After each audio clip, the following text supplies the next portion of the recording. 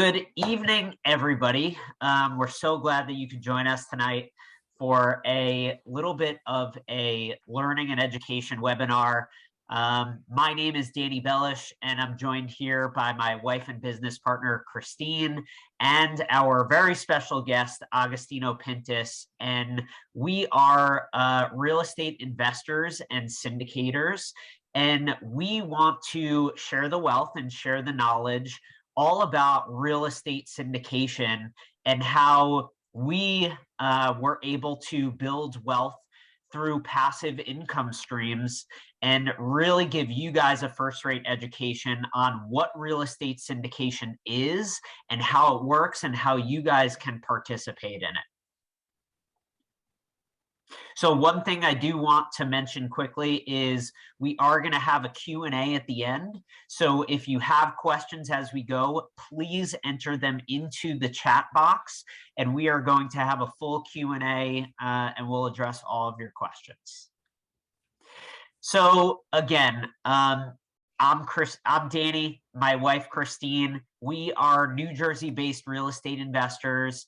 And in the last 8 months alone, we actually went from investing in small local rental property and duplexes to actually being equity partners in over 900 units across different states in under a year. And it's been a massive transformation, not just for us and our business, but a way that we are able to create wealth for generations to come. And a lot of it is in part to working with experts like our partner, Agostino Pintus, who is a former C-suite executive, has spent 15 years in real estate investing, and through that time has acquired over 1,600 units, 6 development projects, a number of other acquisitions and deals totaling over $250 million in assets. And that has been our key to our explosive growth in this past year, is leveraging the expertise, the resources, and the skill set of people like Agostino. So this is just a quick overview of what we're going to be talking about tonight. First, we thought it would be really helpful to tell you our story and how we kind of went from A to, I don't want to say Z, probably somewhere around W, but we're well on our way to our financial freedom and reaching our goals that we've set for ourselves. We're going to talk a lot about active versus passive investing and what those real differences are.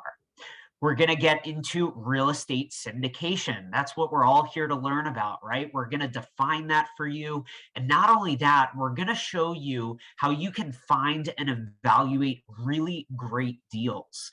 And then finally, how you can really vet and partner with experts so that you can scale your own portfolio, your own passive income streams, and your wealth. So we've all heard that 90% of all millionaires become so through owning real estate, right? Everybody has heard that stat. But what most people really think is that comes from, buying your primary residence or purchasing rental property, or if you're a big HGTV fan like I am, you see house flipping all over the place, or maybe you've taken it a step further and you've learned about wholesaling properties. But the truth really is that waiting for your primary residence to appreciate is not really an investing strategy, right? And you only get to realize all of that appreciation when you either sell or refinance. And most people don't really have the time, the money, the resources, the experience, the contacts to flip houses or be a landlord.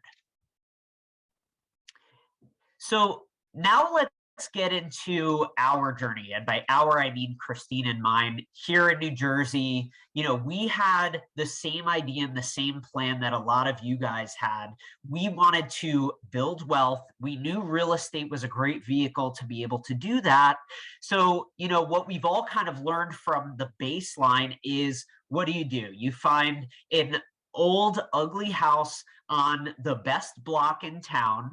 You renovate it and make it beautiful, and you make this phenomenal profit, right? You do it over and over again until you become super wealthy. And that's kind of what we thought. So we went into our first project, which was a 100-year-old duplex in Asbury Park, New Jersey, for the boss and music fans out there. And when we went through our due diligence and working with a contractor, our expectation of that project, even from a conservative standpoint, was that it was going to take 4 months and $170,000 of cash. We were also leveraging that property, or getting leverage and a mortgage for that property. So that $170,000 was our investment into that project. So that was our expectation. What the reality was quite different. So in reality, it ended up taking us 9 painstaking months and $220,000.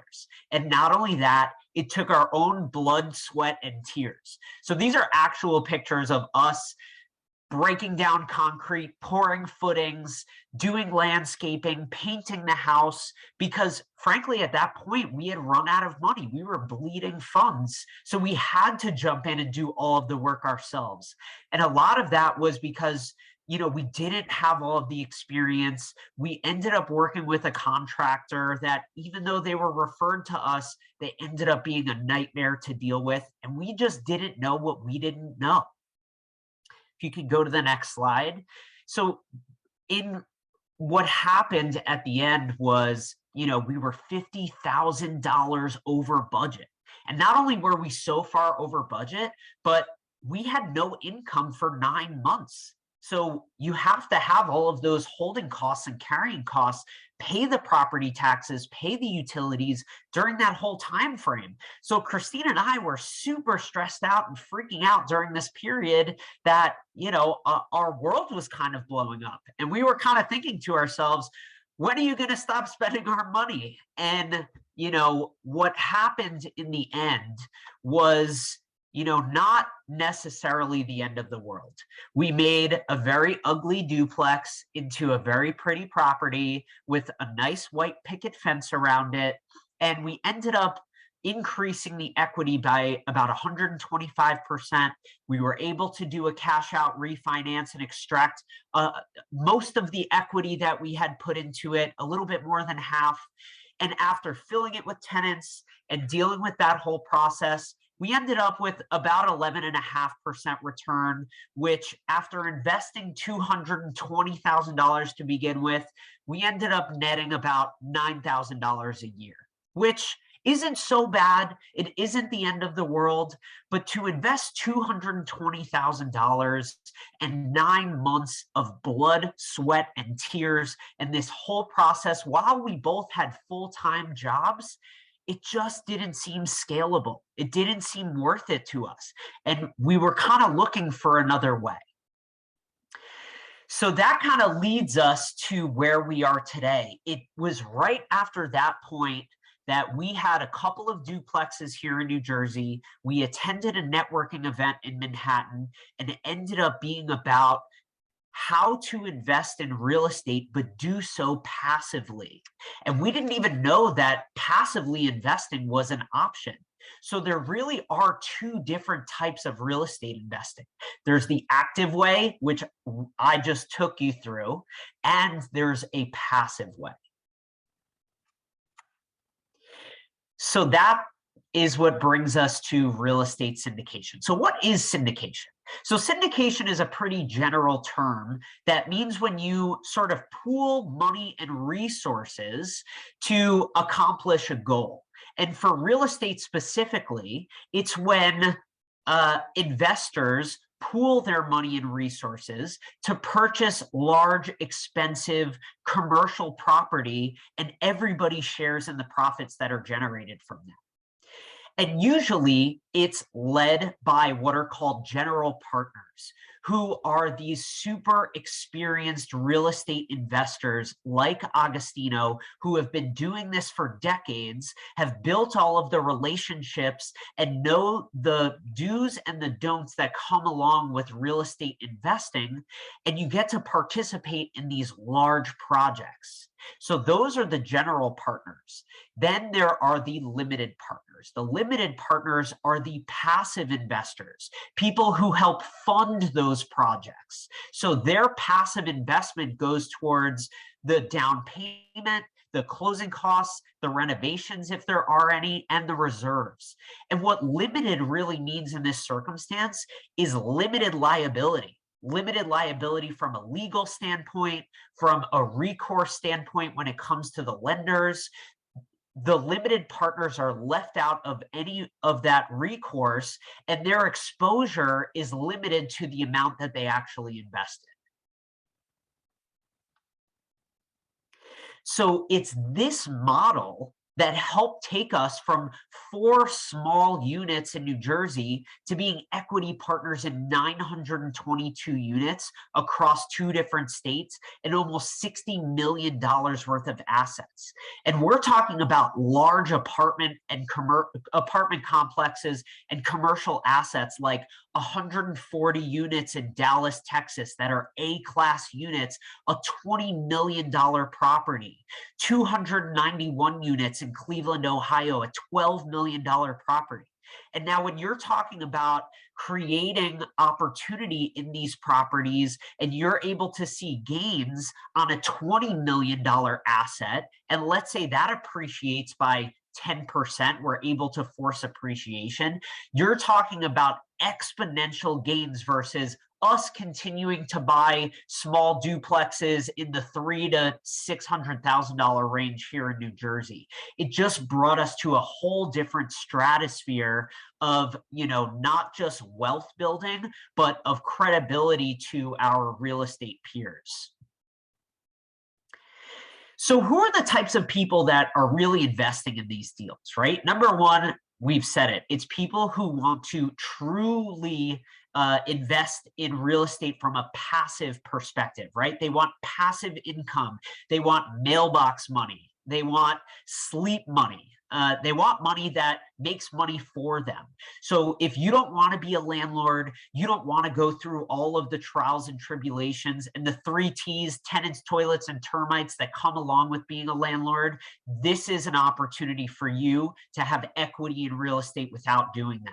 If you have a full-time job or a W-2 job, or you don't have the resources, or you don't have an endless supply of money or experience to do your own deals, or if you want to balance other investments, other portfolio investments, whether it be other real estate, stocks, crypto, this is a way where you can invest in hard assets without having to do all the work.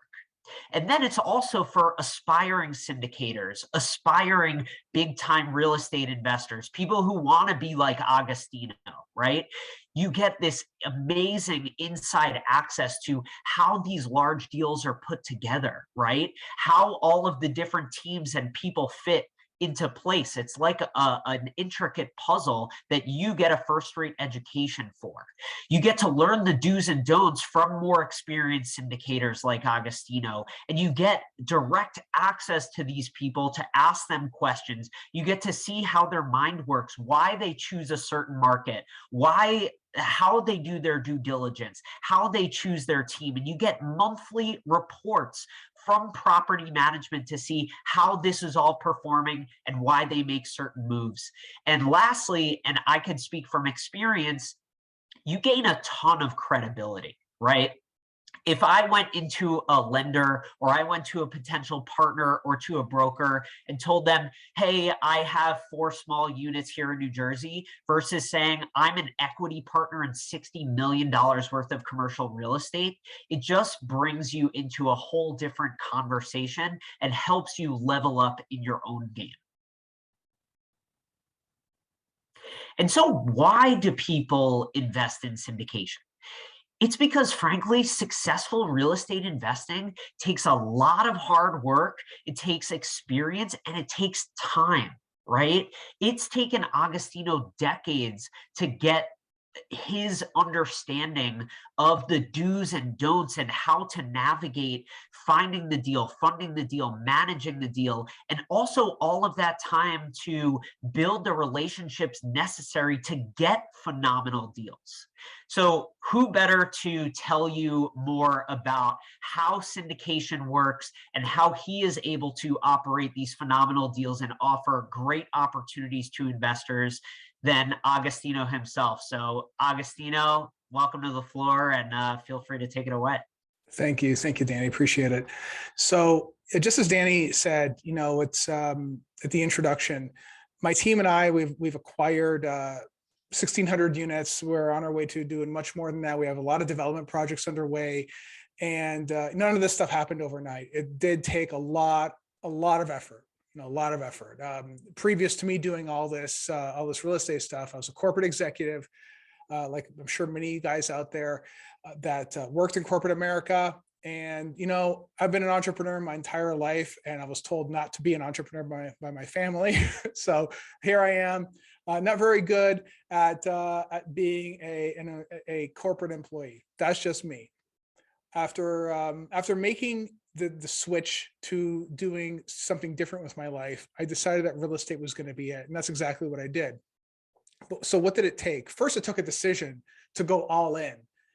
That in itself, it could be quite scary for someone because it takes really deciding and dedicating a great deal of time to studying the craft. So at that point, I'd done a lot of single family work. I bought single families, flipped a bunch of single families, all that stuff. And then 17 years later, I get fired again from, I don't even know how many jobs I've owned had at that time. But you know what? It was at that point when I decided, I'm going to study this. I'm going to study how to syndicate deals, how to put deals together. And that's exactly what I did. So then I chose Cleveland, Ohio as the place to be for many different reasons, one of which I knew that this was the best market to be in when we got in. And there's actually certain graphs that we can share with you offline that show the progression of how Cleveland has done compared to other parts of the country. The point is, though, I've nailed down this market quite well. I'm very good at finding the deals. I'm very good at working with the brokers and figuring which areas make sense down to the block level. What area makes sense? Why would we do those certain areas? How do I get those deals funded? What sort of lender wants to do a deal like that? And then how do you run the deal afterwards as well? All these different things are very key to determining really how you put these deals together. So, and I do this as a full-time gig, right? So for many folks out there, it's tough for them to find these sorts of deals. So this is why syndication is a great way for anybody to join in and not take all the risk, of course, but really get a well-vetted asset for you to invest in and still enjoy the upside. There's many benefits to doing it this way, right?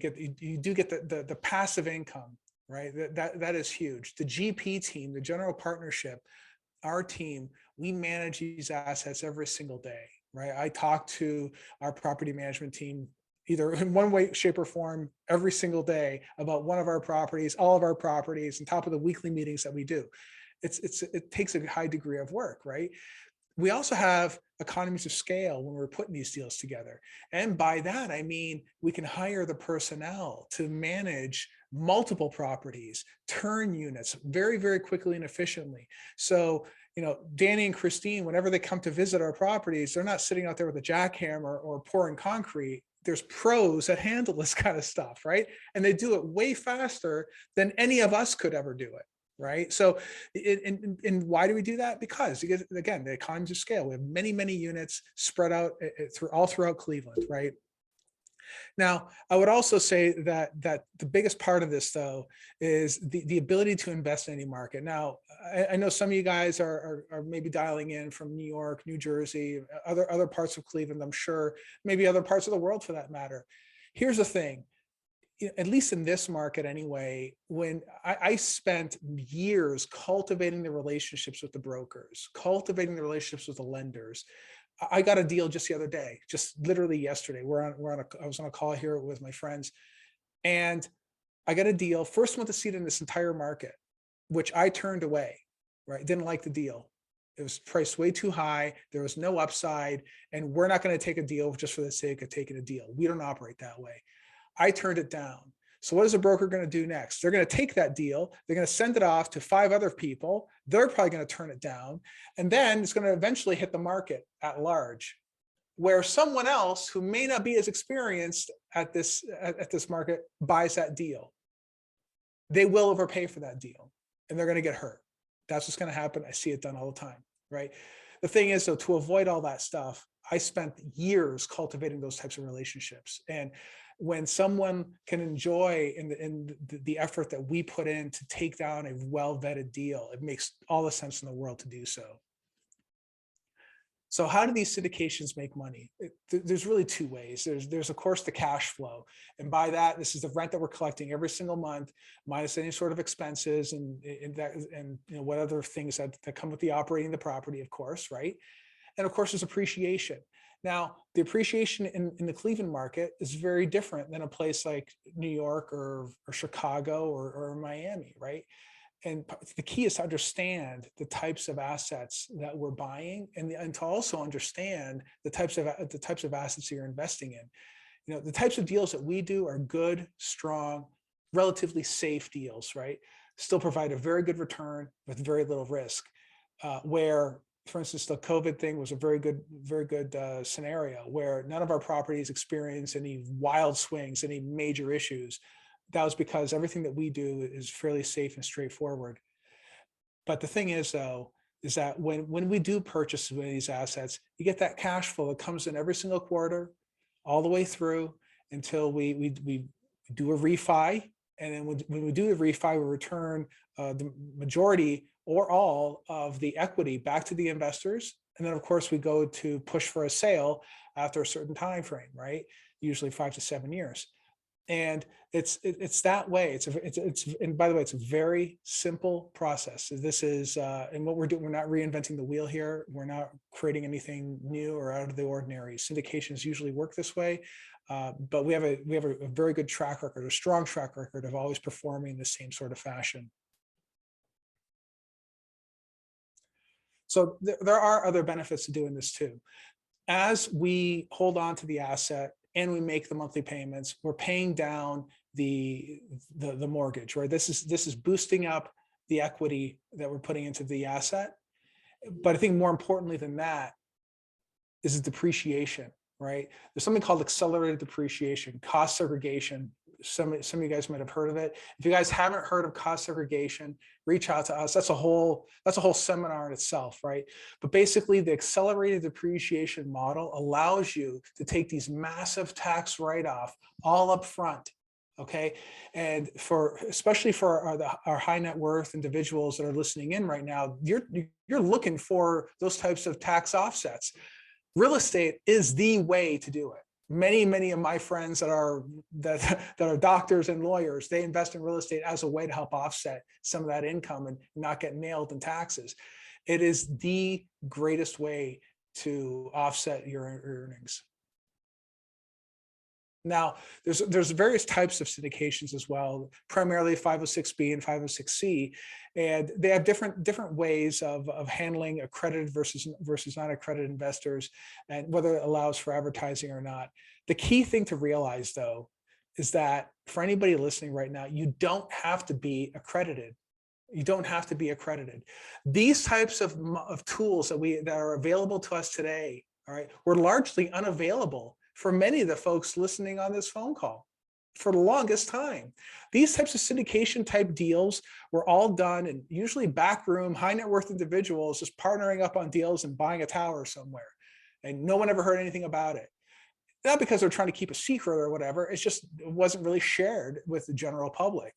And so this is the key thing to realize, is that, again, what we're talking to you about today, this is nothing new. This has been done for a very, very, very long time. with many people that are involved. As a matter of fact, if you've seen a movie recently, that movie is probably syndicated as well. So this is a very plain Jane vanilla type of model. But more importantly, it allows for practically anybody to enjoy the benefits of getting into a real estate deal and all the benefits that come along with it. Now, let's explore the assets that we're getting into right now. Like I said, the mantra of the podcast that I run and that Danny mentioned a second ago is called bulletproof cash flow. And that bulletproof cash flow is not just a name. It is a way of how we do business. And by that means that the assets that we're getting into are good, solid assets in great locations, right? In our case, when we get into a multifamily type of asset, for instance, they're typically great value add type of deals we can get into at a very low cost basis, improve the asset, drive rents up, and then hang on to it, refinance it, and return a lot of money back to the investors. Our development deals, same thing. The deals that we're working on here are great deals in awesome locations that is, again, irreplaceable, right? You cannot just, we're not just finding assets just for the sake of buying them. Rather, we're finding assets that have good, strong jobs and good demographics that really support the need for the area. And then, of course, there's net lease, single tenant net lease. These are corporate backed types of assets, all right? Usually a Dollar General, Dollar Tree, cafes like Starbucks, for instance, or even QSR, quick service restaurants like McDonald's or Burger King. But let's get into that for a second. I think you're going to enjoy this. What is a net lease? So typically there's double net or triple net lease. Right? Where in a double net lease, you have the tenant covers all the taxes and insurance and utilities, and they're responsible for all the maintenance and the repairs, where the landlord is responsible for the maintenance and repairs. In a triple net, the tenant covers everything to do with the asset. Okay, that's what they do. And the key thing to realize, though, the key takeaway to doing these single tenant net lease, when we're talking about a CVS or a Firestone or a Walgreens, these are the types of deals that we are doing today, right now, that we do a monthly distribution on, and that are going to be around for the long term, right? They typically have 5 or 10-year leases in place. They have a corporate guarantee. This means that if Firestone goes out of business, we get paid first. As investors, we get paid first before the shareholders do, right? That's how great this type of asset is. And it really is a super asset. But more importantly, because it has a corporate guarantee and they pay the rent every single month, we know that on the third of every single month, for instance, you'll get an ACH right to your account, shows up automatically, where you can count on it. Right? It's a very different risk-adjusted return that you can get. And it's just a phenomenal way to get that passive income that we're always looking for. So, and just to touch on that, the great thing about the 3 different types, okay, in terms of cash flow anyway, on net lease, just as I said a second ago, you get the steady monthly income. A multifamily, you get that growing income. We always hit the target, but it may be a little choppy, and it's usually done quarterly. And on development, you don't really get that. You don't really start seeing returns until the place is leased up, until all the units are leased up. And then, of course, we do the refinance, and then you start enjoying the returns afterward. But in that sense, the appreciation on a net lease is going to be very minor, right? It's really a force of demand. Where in multifamily, it could vary, right? It depends on how much time and effort we want to spend on improving the asset, and it also depends on the market forces. You never want to over improve our property if all the neighboring properties are sitting in a same sort of or similar, condition, right? And then on the development side, you typically get a nice juicy squeeze at the end, right? Because what's happening is that you have a brand new product, and banks love brand new products, are fully occupied, and you typically get a nice refi out of it. On the net lease, in terms of hold times, usually it's 7 to 10 years. On a multifamily, 3 to 7. On development, 5 to 10. Of course, we're always opportunistic. If somebody comes and offers us a really good amount of money to sell them an asset, we'll go ahead and do it. I mean, if it makes sense financially and it'll make the investors happy, we can hit the return targets, we go ahead and do it anyway. The strategy, like I alluded to before, on the net lease side, it's all turnkey. It's basically you have the fund. We spend a great deal of time and effort finding the right asset, acquire it, add it to the fund, and start cash flowing. Very easy. A multifamily, the strategy is a value add asset. Like I said earlier, we're always trying to find the right asset to acquire to fit into the portfolio and then force the appreciation up. On development, the strategy is a little different. We're looking for, is there a lot of job growth? Who's going to be living there? What sort of avatar is going to be staying there? What sort of finishes do we need to have? So it's a very different type of scenario. And when it comes to the different, I guess you want to call levers to really make the property better, the variables on net lease, it's very low. There's not a whole lot we can do aside from financing. But again, it's a risk-adjusted return. When it comes to multifamily, there's many things that we can do to improve a property and add value to it. And on development, since we're building it from scratch, usually there's a lot of things we can do to that property, depending on, again, who's going to be living there.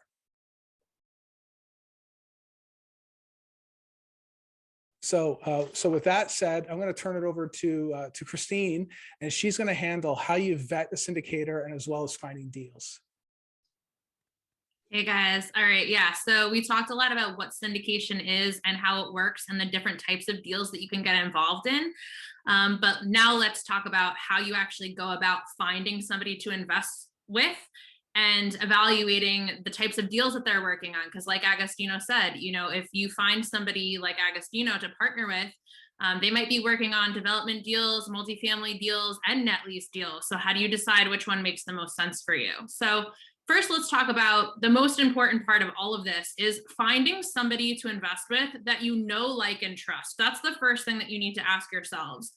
Do they have a track record of success? And, for me personally, because Danny and I, as he explained earlier, we started off by investing passively in syndications ourselves after we had our nightmare projects here in New Jersey. So when we were looking to decide who we wanted to invest with, we wanted to make sure that we were really working with somebody who's transparent, who is responsive and communicative and could answer all of our questions, right? That gives us a level of comfort and confidence in the person that we are partnering with.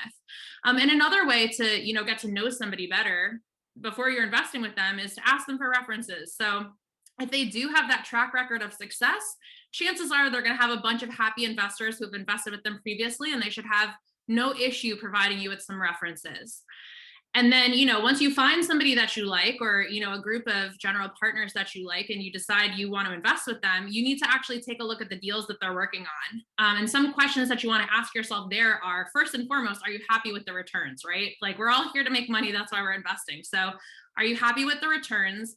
And as Agostino was just describing, are you happy with the timeline too, right? So if you're talking about a development deal, you might be waiting a couple of years until you start seeing some returns. Whereas if you're investing in something like net lease, because it's so turnkey and it's already going to be cash flowing when you buy the property, you can probably start getting returns within a month or two. So it really all depends on what you value more. Do you value more returns sooner, or are you okay to be patient and wait down the line for the bigger payoff in the end? Another thing to consider too is the underwriting that the syndicators are using, is it conservative, right? Like, you don't want somebody to be promising you some pie in the sky numbers and projected returns that are based on nothing. You need to really dig into the numbers yourself. Make sure that the general partnership team knows the market. So like as Agostino was talking about before, we invest a lot in Cleveland, and he actually lives in Cleveland, right? So he's boots on the ground there. He knows exactly what's going on, and they have already a bunch of units there. So when we're talking about underwriting and projecting rents, we're using actual rents that we are already receiving on properties that we already own and manage. So you just want to make sure that the person that you're investing with has done their due diligence and really understands that market. And the other thing too is, are there growth opportunities in that market where you're investing in? Is there job growth? Is there, employment growth, population growth? And the way that we usually like to try to think about it is, the rents are going to follow the employment, right? So if there are jobs in an area, there's always going to be people that are going to need to work those jobs. And all of those people are going to need a place to live, right? And a place to work.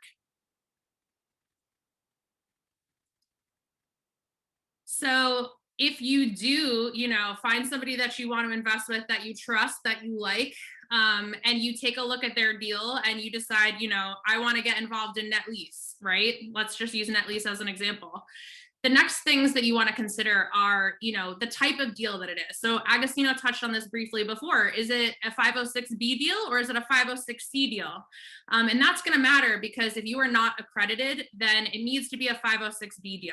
So all of you, if you're doing your research about syndication, you're probably being served a lot of ads about different deals on social media, and all of the ads that you are being served are open to accredited investors only. So if you are not accredited, it's a great thing that you're here today because we do offer 506B deals for our investors to participate in. So if you are interested in learning more about the deals that we're currently working on, you can feel free to reach out to us after that. And we can set up some time to chat about them one-on-one. But another thing to consider too are the minimum investments, right? So in the majority of the deals that I've seen, I would say that the average minimum investment is around $50,000. I have definitely seen deals that have $25,000 minimums and also deals that have 100,000 plus minimums.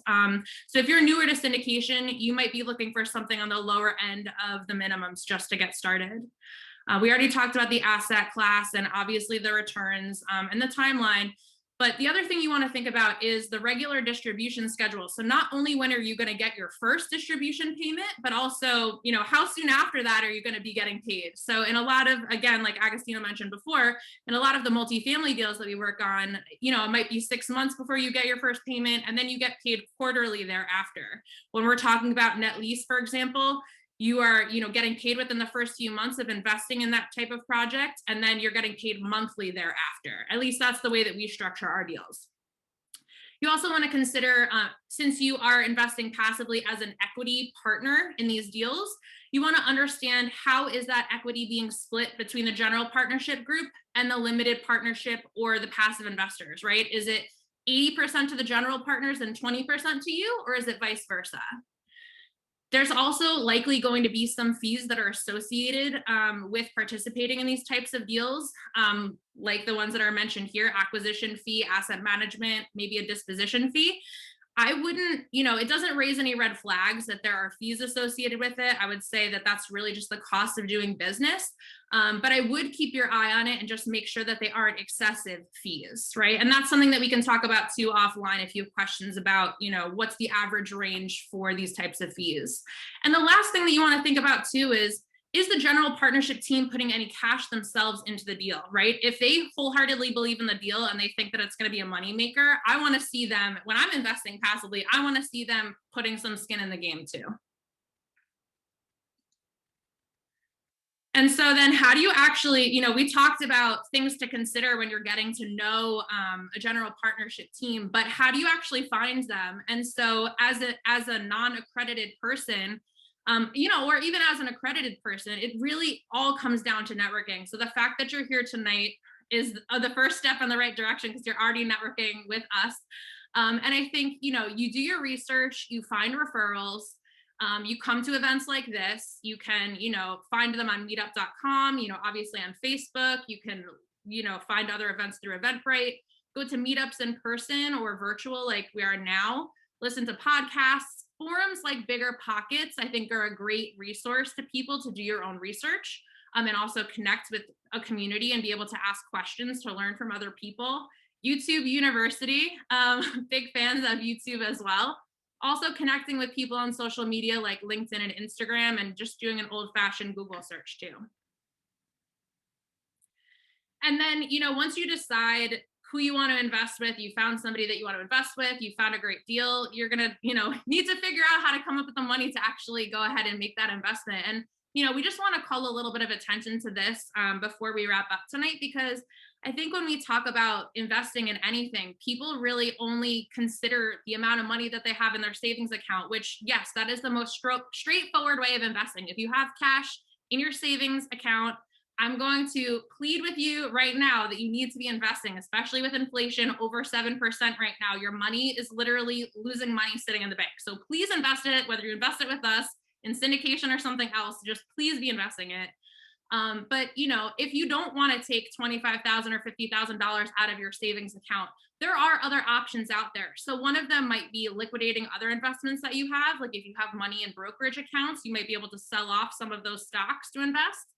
Another thing that a lot of people don't consider, two things that people don't consider that a lot of our investors have actually used to invest in our deals are leveraging your retirement account. So you can't usually use a regular retirement account with Fidelity or, Charles Schwab or anything like that. But if you have switched jobs at any point and you have an IRA, what you can do is roll that into a self-directed IRA and then use that to invest in real estate. So that's one way to tap into, cash that is yours. I think that there's a misconception that you can't use any of your money in your retirement accounts until you're 59 and a half. And that's not necessarily true. When you're using it to invest in something, you don't get a penalty. You are not withdrawing it. You are rolling it over to invest in something else. And another thing to consider too, if you do own your home or if you do own any other rental properties, is tapping into the equity that you have in those properties, maybe getting a HELOC and then leveraging that to invest in a deal like this. So you can get creative with the way that you can fund your investments. And so we just wanted to, I haven't really seen that many questions come up in the chat. So if you do have some questions, I just want to remind you again to put them in here, because we wanted to reserve some time at the end to, dig into everybody's questions. But in the meantime, the best way to really get in touch with us is you can text the word hello to that number that's on the screen right now. And that's going to add you to our email list. We'll also reach out to you directly if you want to set up a one-on-one with us. And our contact information is listed here, all of our email addresses, in addition to Agostino's email address. We also have his wife, Natalia, and she speaks Spanish. So if you're a Spanish speaker, you can reach out to Natalia and she can definitely help you. And we post a lot on social media. So if you want to, learn more on a daily basis about syndication or real estate investing in general, definitely follow us on social. But feel free to email us or call us, text us. We're incredibly responsive. And as Danny shared, this has really been a life-changing experience for us, getting involved in syndication. So we really want to give back as much as possible and be, resources to everybody else to learn as much as they can about this. So I see one question, and it was about getting a recording for it. So yes, we are recording this session and we will be sending it out to everybody after.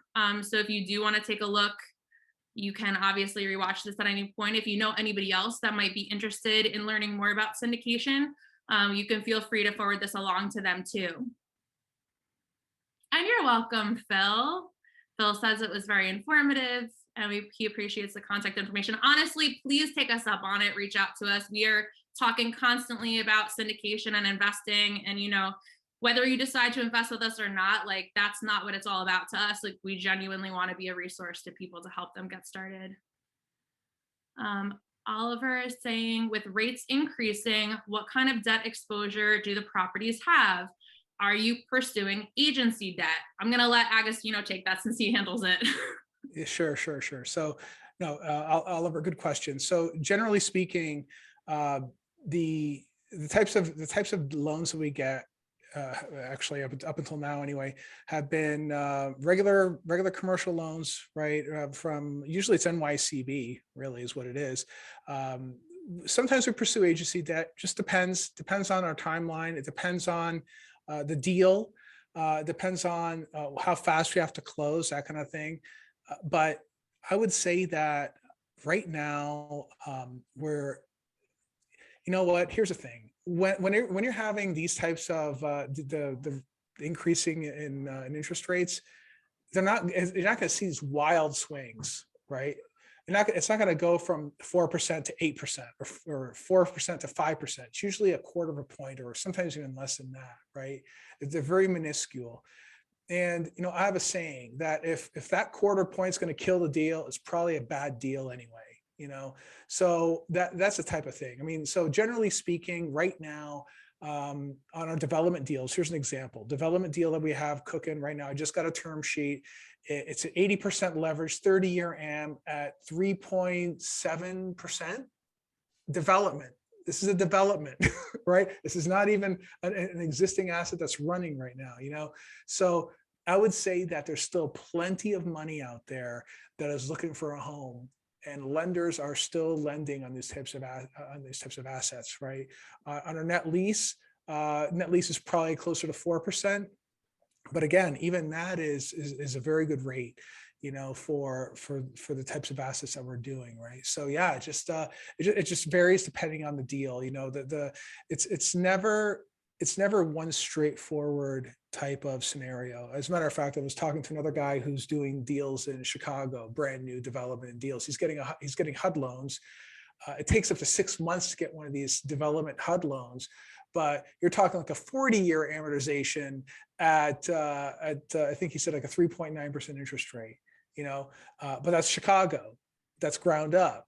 I don't know what type of construction it is. I don't know how big the deal is or anything else like that. But all those different things the complexity of the deal will drive the overall lending, the lending for it, right? So there's very rarely one blanket term for any type of deal. It's usually there's a lot of levers that go into the debt on a certain deal. Mm-hmm. And John is asking, what was the biggest syndication misconception or myth that you found, or what's the best nugget of advice seeking for people to invest? And I kind of feel like we might all have different answers to that, so it might be good to have us all chime in on that. Do you want to start, Danny? Sure. So the two for me, number one was, and the more people that I speak to, is the fact that non-accredited individuals can participate in these deals. I think that's number one. I get questions all the time from investors.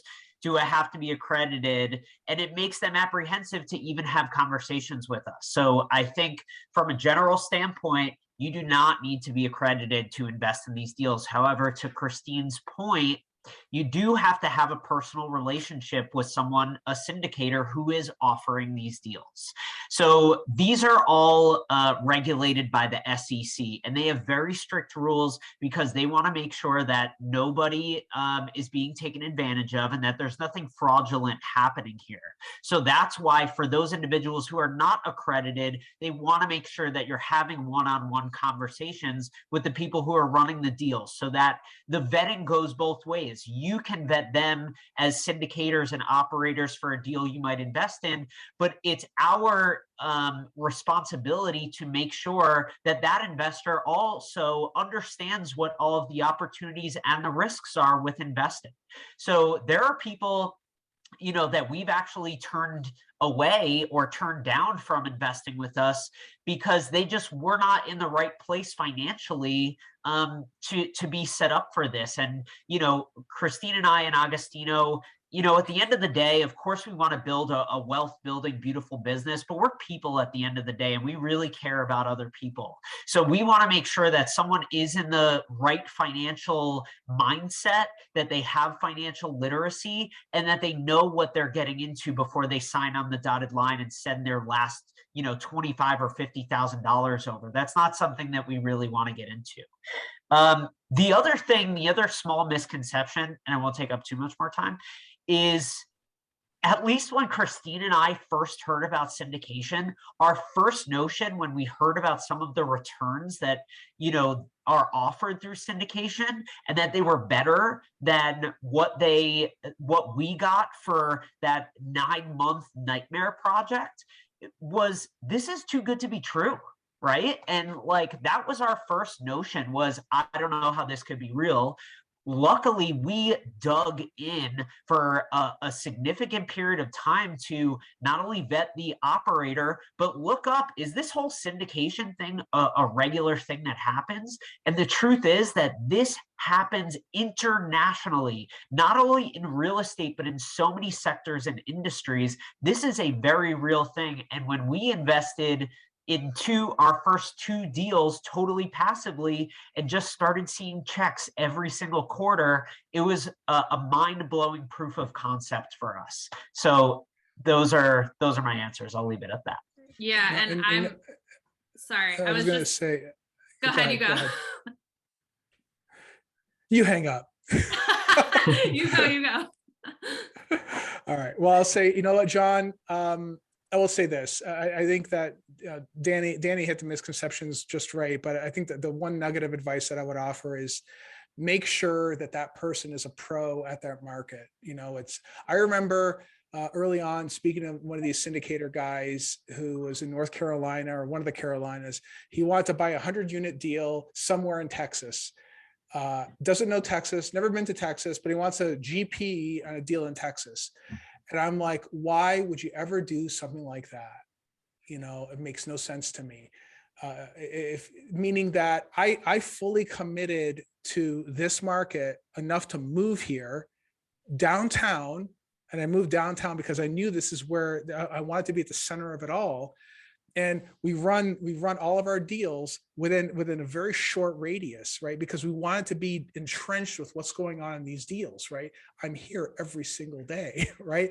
There has to be a level of comfort in the team that they know what is happening at these assets. Maybe I'm a little bit old fashioned. I might be, you know, we do plan on expanding in other markets. I'm not going to do those by myself. I will partner up with folks there that are like me in those markets. And I will be there quite frequently as well.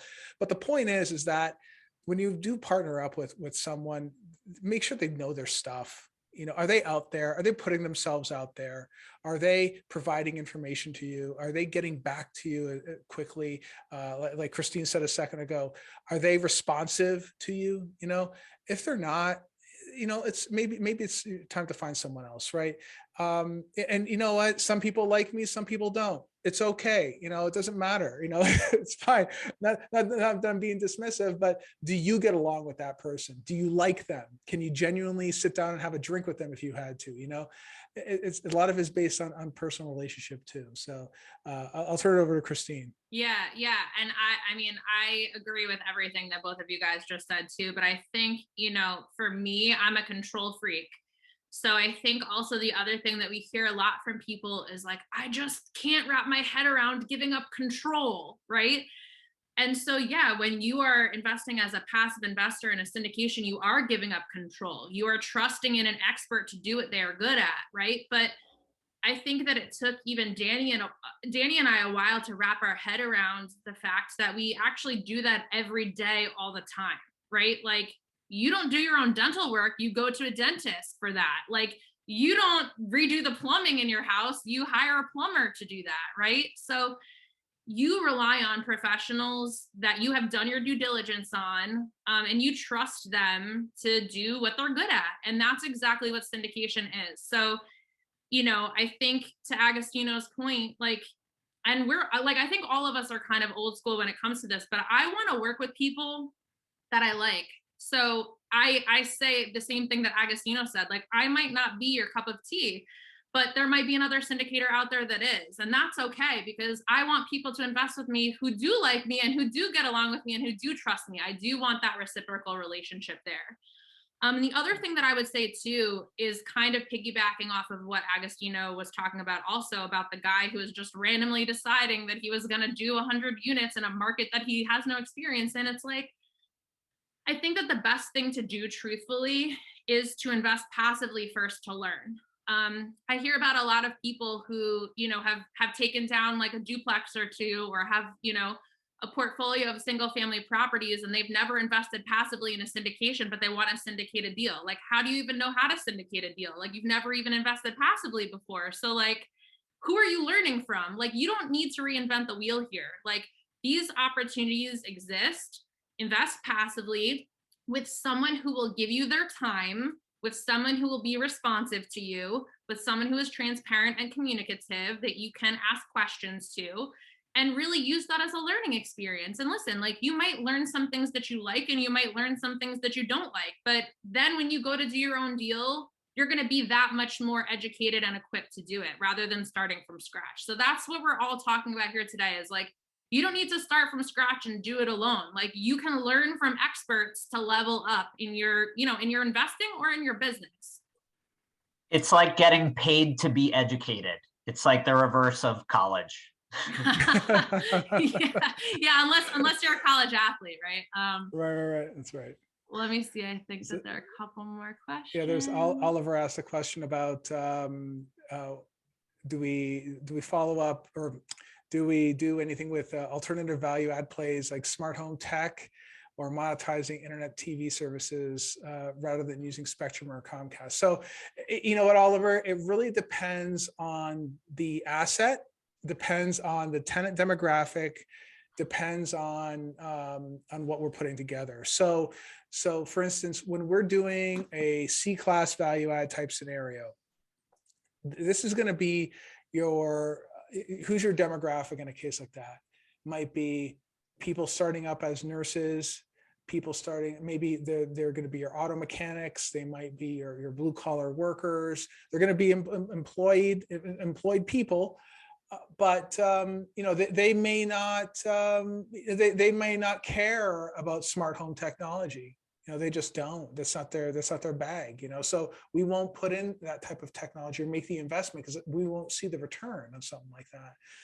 Rather, what we would do though, as opposed to, we will monetize internet and TV services, but let's say with Spectrum or Comcast or one of these players, by giving them access to our deal or the asset, and we get a cut. We get like a profit share type scenario. They do programs like that. So we don't necessarily need to own the internet or TV company per se.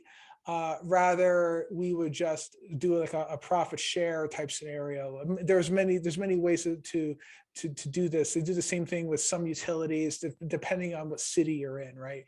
On our development stuff, for instance, we have a lot more leeway of employing some of that smart home technology because it's going to be a different demographic.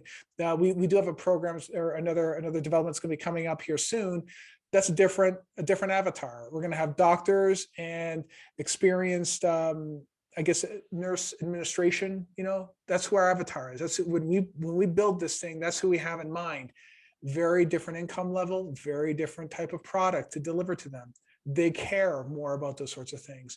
They're going to care about having valet trash, where your person at the C-class asset, not so much. They'll take out their own trash, or they don't want to pay the extra money. So it just depends.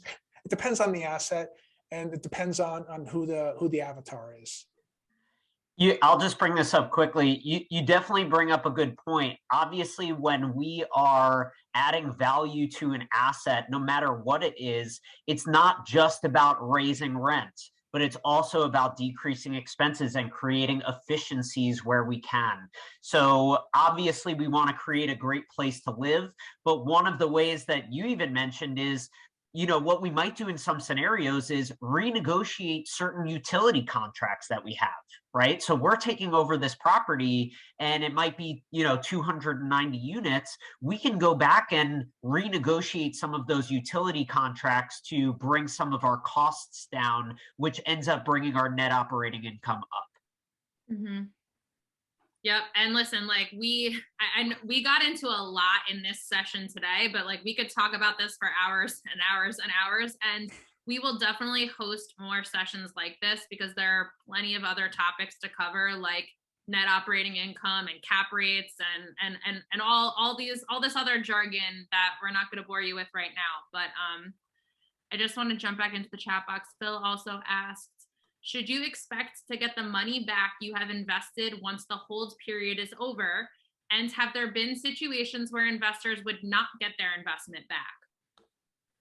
So, you know, I'll take that. So yes, Phil, the scenario goes something like this. On a typical, let's say a C-class asset, okay, you throw in your investment after a short amount of time, months, you start seeing that the quarterly cash flow, right? We at the same time too, we're making improvements to the property, right? We may go in, may have the original kitchens built in the 1960s. They look terrible. We go in, we fix the kitchens, we put in all new flooring, we put in new carpeting, clean the place up, make it look great, bang up the rents. So now what happens?